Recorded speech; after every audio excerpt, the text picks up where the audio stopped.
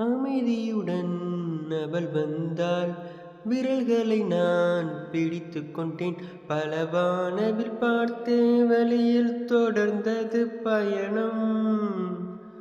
உறக்கம் வந்தே தலை கோத மரத்தடியில் இளைப்பாரி கண் திறந்தேன். அவளும் இல்லை. கசந்தது நிமிடம்.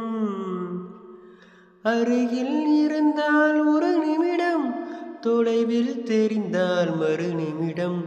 கண்களில் மறையும் பொய்மான் போல் ஓடுகிறாள்.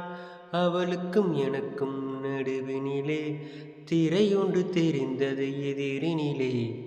முகம் மூடி அணிந்தால் முகங்கள் தெரிந்திடுமா? ஓ, முழுமதி அவளது முகமாகும். மல்லிகை அவளது மனமாகும். மார்கழி மாதத்து பனித்துளி அவளது குரலாகும்.